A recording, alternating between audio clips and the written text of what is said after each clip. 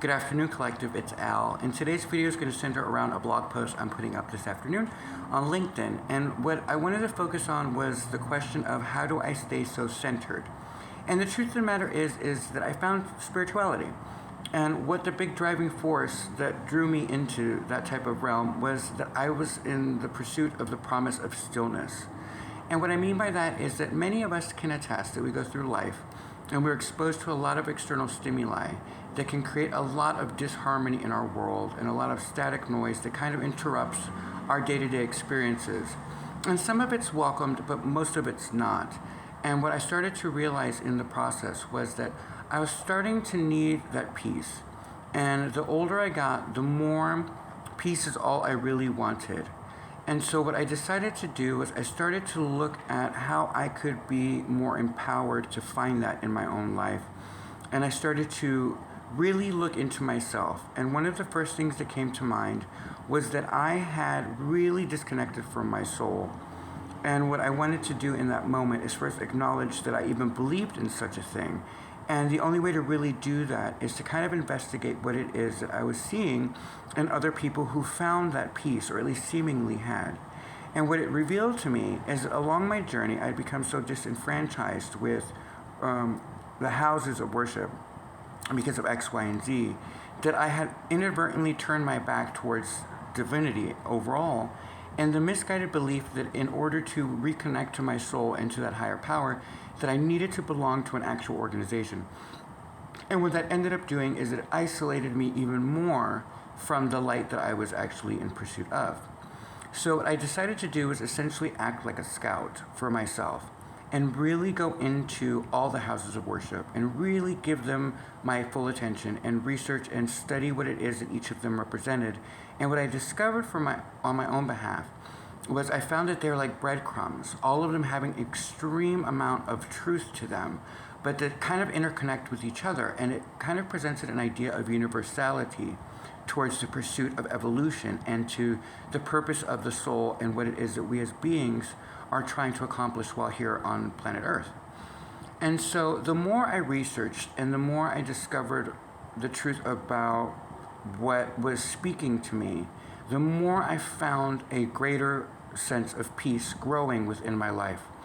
And I started to naturally navigate away from people in situations and things that were specifically just there as either challenges or obstacles to getting me to that sense of peace.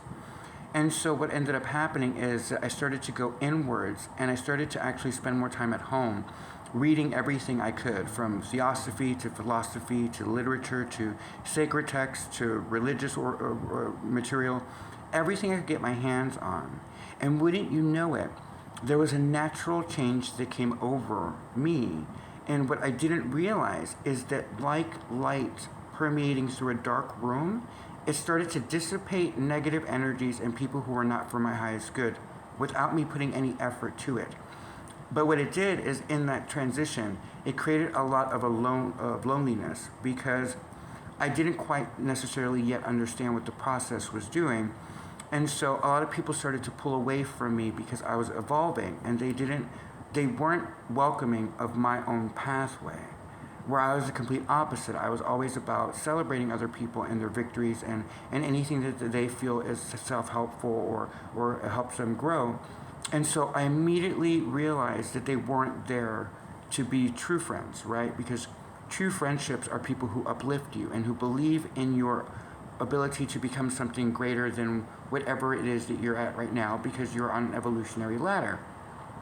And so what I started to do is I started to find myself more and more okay with being alone. And wouldn't you know it, it branched out to something bigger, which is I started to realize that the external stimuli that I was then using to occupy my newfound time without all of these people in my space, I was then watching more TV. And this was before the pandemic. And so what ended up happening is I started to become self-aware enough to realize how much fear-mongering was coming through my screen and how much I was listening to of things that just weren't true for my life. And all of the people that are anti-Semitic and online and all this stuff that were just spouting hatred, I realized that I was purposely investing my time and energy into escaping my own work internally by focusing on what they were saying. And I immediately stopped. I mean, any channel that does a lot of news broadcasts that are known for any type of hate mongering or fear mongering or whatever it is that they're spouting, I turned off. And everyone within that house went with it. And what it did is it refocused my energy on what I truly enjoyed and what I believed. And immediately my life got so much better. It got quiet. But the thing about newfound quietness is like when you go from a city life to living in the suburbs. Suddenly that quiet can be too quiet. And so I started to realize that I needed to kind of dive deeper into myself and occupy my time with stuff that had to do with my own evolution. And so as I became more centered, I became more clear on what it is that my soul was trying to tell me. And I began to really feel like there was that intuitive whisper became louder and louder and louder. And what it started to ask me was, what really do I hold value in? What is it that I truly believe in, or what is it that my interests are? And what it illuminated for me in the process was all of the times that I've sacrificed my own integrity or myself in order to make other people happy. Because either I was dating the wrong people or because I was in the wrong environment at the time. And so I started to empower myself again. And the stronger I got in the process, the more I realized that there are just certain things that I personally will not tolerate anymore. And one of the things that was like, just as a small example, because it's so seemingly small, but that's how detailed we get in the process, is that I refuse to hang out with any gay man or gay woman who supports Chick-fil-A. I will not do it, right? And we all know why. I'm not going to go into it because I don't give them any credence. But what I'm saying is that I got really detailed in my life as to what I would and would not put up with. And so what it did is I became more empowered by standing in my own space and my own energy. And suddenly, I found grace within that period because there was no more of me compromising my integrity or anything about me. And I was willing to stand for that. And I was willing to go alone if I had to. And though I had spoken on in the last video how one of the big regrets I had in the earlier part of my life was that I'd never really allowed myself to ever experience love. Even in that situation, in the stillness that I found, I realized that even in that situation, I wouldn't sacrifice anything. I would, you have to compromise certain things, but I wouldn't compromise myself. And so I became very firm on the mountain that I would stand alone if I needed to, all the way to the end of time, right? And so I'm not saying that's the best thing for everybody, but I'm saying that's where you start to get to a place of serenity. Because when you find that, you then stop looking for other people to validate your experience. And what it does is it allows you to really get to know yourself and hear that intuitive compass that tells you what is for you and what is not for you. And you learn to let go of things that were never meant to be part of your life. And in the process, I started to then research fringe sciences and the spirit science and all of those venues. And what it started to expose me to was other people who were also acting like what I would call scouts.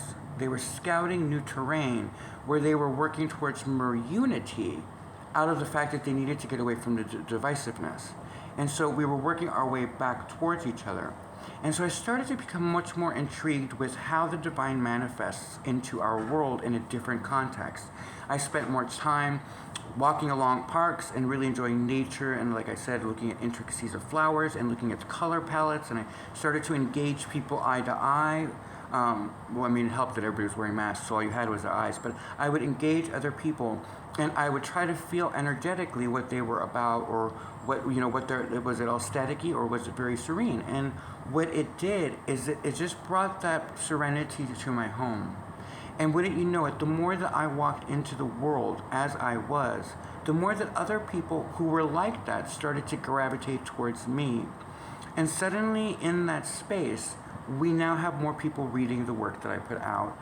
Even if it's just a blog, people are now engaging it differently than they used to. Because the value of what I'm saying is not found in a place of trying to find validity, but it's found in the inner place of strength.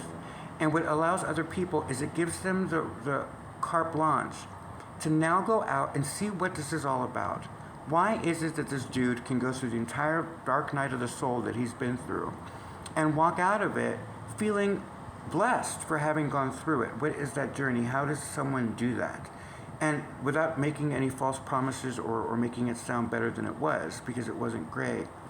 But what it does is it then allows us the empowerment to then speak and speak it into the world so that other people can then go, okay, well, maybe I'll look into it, maybe I won't.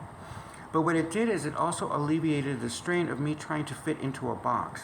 And I started to find more empowerment, not just in my own spiritual center, but in the fact that I was so unique, that the more unique I found myself to be, the more I was able to grow and glow. And people really started to react to that. And so though it seemed at some point through the process that I became very isolated, the truth of the matter is that when I came back out, or as I come back out, it's almost like I've having gone into the caterpillar stage and now kind of flying out and kind of flittering around and being me. And so that was the ultimate promised land for myself, and how I became so centered is because no matter what happens in this world, because it's topsy-turvy, from time to time things will happen. What I learned is to ride the waves. And the only way to truly ride the waves is to understand why the waves are there.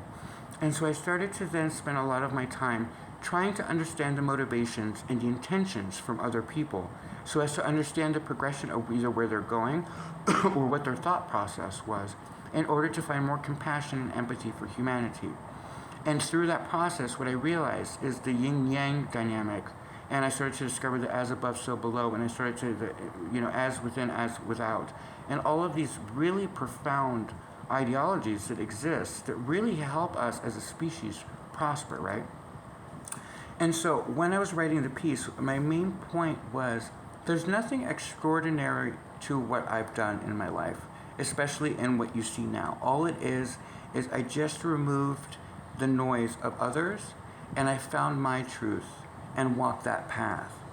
Because no matter which house you come from, when it all ends, whenever that, it could be 50 years down the road, I don't know. But whenever that day comes, I'm the one who stands before the judge. And I'm going to stand there completely empowered with going, well, this is what my truth was. And though I don't change the laws, I understand what is true and what isn't true for where my soul resonates. And I started to then look at other spiritualists, and I started to notice the difference between spiritual ego and then just regular spirituality. And it started to really kind of illuminate the entirety of the simulated experience that we're having, and started to allow me the grace to bring people towards me without trying. And that's one of the big lessons that you'll learn if you decide to even go down this path, is the fact that you're not trying to convince anybody of anything else. In fact, you find that you allow other people to have their opinions because it is part of the yin-yang. It's what keeps everything in balance. But you find the serenity in knowing that though you that you may disagree on things, that there are spaces and places within the context of your own reality, in your own divinity, in your own light, in your own life, that will reconnect you with the other. And so you start to allow new friendships and new dynamics to grow. And I started to become aware of something called soul tribes, and individuals who truly are spiritual, who are just trying to bring the world together. And that started to grab my gaze more. But in the process, I also realized that one of the best blessings I gave myself in that process was the ability to fall in front of the world and, support people that maybe I wasn't supposed to support, and do things that were a little out of the ordinary because I don't fit the mold. I'm not meant to fit the mold, and many of you aren't meant to fit the mold. You're meant to do things that bring unity and harmony to chaos. And the only way to really center that energy is to center yourself. So as the process continued to grow, I started to become much more vocal about how I got from point A to point B, then from point B to C, and then so forth, so as to leave my own breadcrumbs for people who will follow me. Because one of the things about change leadership specifically, and especially a high emphasis on conscious leadership, is that we're now, through that process, many of us are becoming aware not just of ourselves, but of the entirety of the collective consciousness. And we're now broaching subjects that may be a little uncomfortable and may be a little challenging from time to time, but we're understanding that we must go through that valley in order to climb the hill. And so what it does is alleviates us from the emotional entanglement to what other people decide to do. And that's one of the biggest blessings I've gotten from this journey, is to allow people to choose their own pathway. Because again, in the end, it will be them who stands before the judge. So when I was writing the piece, what I was speaking to is that every single human has the capability of finding that centered focalness within them, where they align with their purpose and their life, and they start to really hear themselves clearly so as to one day truly find their bliss. Because the energy that now is attracted to me isn't dark, because if it is, they know that I will immediately shut it down without much effort, because it's a divine protection, right? But you don't get taken off the chessboard if you're still being a pawn. And that was one of the biggest revelations that I got along the journey, and why I am so centered, is when people try to engage you as a pawn, what they're trying to do is emotionally ground you into the argument so as to disempower you from actually being at the table. And one of the things that comes with evolution as a spiritual person is that at some point you realize that exactly what they're trying to do, and you just shut it down and you don't even engage it. You're like, okay, well, I don't need to defend my position on this. I hear where you're coming from. Is there a middle ground? Or if not, then we obviously aren't going to agree on this. But you don't emotionally anchor yourself back into the 3D reality, because when you do that, think about how many times you've done it. When you emotionally respond to something, you're responding in that moment, forgetting that there are moments to come where you're going to have to pay the penalty for whatever the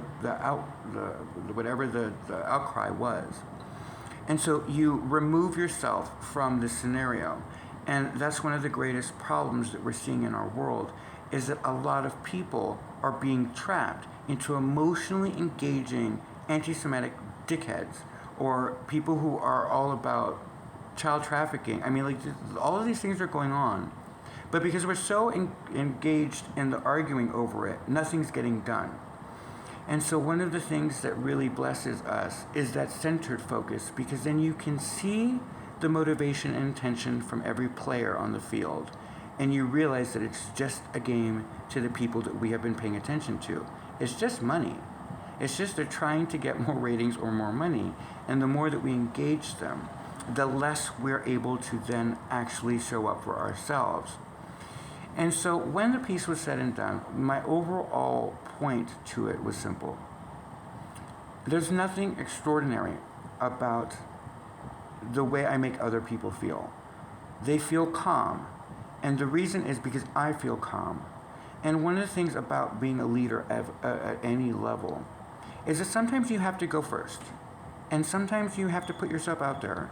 And sometimes you're going to have to go through situations that never have been experienced before, because you don't realize that there will be people behind you who will also be going through that journey. And so one of the greatest lessons and blessings that I got so far is that now when I stand before you, I'm not worried if other people don't like it. I'm not interested in the people who are going another direction. I'm interested in connecting to people who are going towards evolution and who want a world that is much more harmonious than it is. Now, don't get me wrong, you're always going to have shadow. We're always going to have a shadow nature. We're always going to have things that we still need to work through, because we're in an academy. We'd be gone if we weren't. But what we're looking for is people who are willing to then work with the shadow, acknowledge that shadow exists, and still try to be of service to humanity in a way that brings them towards each other. And the only way really I personally have found to do that is to find a spiritual center that aligns you with what it is your soul is trying to tell you your purpose is. I always think of like actors, really amazing actors that I've seen in my life, that seem to have this natural gift to be able to become the role that they are filling. And one of the things I've noticed about that energy is that they are in alignment with their soul. Their soul is literally able to take control of that vehicle and personify whatever that role is. And it blesses them in ways that we as mere mortals, if you will, are unused to. And then there are people who use it for the wrong reasons, right? And then there are people who are able to live their life really believing that there are no consequences until the day that they reach those consequences. And so instead of being geared towards those people who have yet to learn what it is to exist in the real world before the bubble has popped, we stand before them and just give them another opportunity, another option, another pathway. And we never insist that anyone believe anything we say. In fact, we're very clear. Don't ever take my truth to be your truth unless it's absolutely yours. But the only way to find if there's something of value to you is to know yourself. To thine own self be true. And that's what has brought me to a centered state of reality, is that I can only experience what the divine is trying to manifest through me by being in alignment with that serenity that allows me to hear the faintest of whisper. And one of the things that I learned in the process was that it sometimes can be so simple to really please yourself when you know yourself. For example, today, I decided that instead of going out and buying an expensive Halloween outfit, that I'm going to instead go to the Godfather orchestral set tonight with a friend. And I'm going to invest my time and energy in actually hearing an entire symphony play the orchestra set to the movie The Godfather. And that's what I'm going to invest my energy in for today. And though it may seem odd to other people, what I'm doing is I'm actually validating what my soul wants to do, which is it wants to hear high vibrational music in a high vibrational environment. And it doesn't need any external stimuli. I just want to feel that vibration. And what it does is it allows my soul to act through me, because what I'm doing is I'm saying no to going out to a club, and what I'm saying yes to is acknowledging something that brings my vibration upwards. And the more centered that you are, the more you want to raise yourself up, and you want to raise people around you by just being you. And that, I think, is probably the best blessing that I've had so far. So when you see someone who is a very centered person, or somebody who's very zen, as they call it, understand that they've done the work by just truly acknowledging themselves and living their authenticity outwardly. Because when you personify your quirks and your oddities and what makes you glimmer among a sea of, like, let's say, charcoal, the people that we're seeing now step forward are a little bit like me, in the sense that they're charcoal that's been so condensed and had so much pressure put upon them that now the diamond is starting to show. And that energy attracts other energy, especially light, right? Because it's a prism and it dances. So light loves that ideology, right? It loves the idea behind somebody who represents harmony and joy and love and peace. Because what it does is the integrity that they possess then kind of filters out like smoke does into every aspect of a room or a space. And so when we speak to especially the conscious leadership, you're starting to see more of that present itself into the world in very almost in and out ways, like a little bit uncomfortable, but they're trying. It's like a little gopher sticking its head out of the hole. It's the butterflies coming out of the cocoon, but they're starting to give you indication that they're moving outwardly and that they're about to take flight. And so what they're doing is they're kind of engaging us as a collective into pondering whether we want to be part of that upliftment. Do we want to be part of the solutions? Or do we want to continue being part of the problem? And that's something that a lot of us really have to work through, because in the piece I had spoken to the dark night of the soul, which is a theosophical belief that souls go through a particular lifetime where they try to pay all their karma down at once, and so they go through a forsaken life period. So for a lot of people, though, it comes in snippets throughout different lifetimes. But as I pointed out, I've had a very hard life. And I couldn't become more grateful for that. Because I became so centered and in that serenity, I was able to see why every single thing has happened. And so though every person will have a different outcome for their journey, to answer the question of where the centeredness comes from, not self-centered behavior, but the centeredness, it comes from finally hearing myself clearly enough for it to explain itself to me as to why I was molested, or why I went through a particular organization that I went through as a child, and why I was addicted to sex, and why I was addicted to narcotics and drugs, and why I drank so much. And all of the answers that I was trying to find externally had been within me. But the only way to really experience it and to find and finally release it is to hear myself out and to understand what the divine was trying to get me to do. And for many of us, what they're trying to get us to do is to re-represent divinity in a world that doesn't believe in it anymore. And that is really horrific. because where we're going and because of the transitions and the 180 that we're going to have to do, there's going to be some turmoil that comes with the change. Chaos is always before peace. And so just be aware that there are things that are going to happen, for example, the car alarm, that will go off and do things that will interrupt your day. And what you're going to need to do is to focus your energy, be present in every moment, and then guide people calmly through whatever it is before us. And that is the message of the piece. Find the stillness by reconnecting to your soul, because it is your soul that is whispering to you what to do at any given moment. If you want to avoid pitfalls, and you want to avoid some of the mistakes that I and the others have made, then stop. Really know yourself, know your worth, and then engage that inner monologue that is saying to you, there's something much greater and much more for you ahead, but you're going to have to walk through the shadow part of you to get there. And I think that's where I'm going to leave it for today.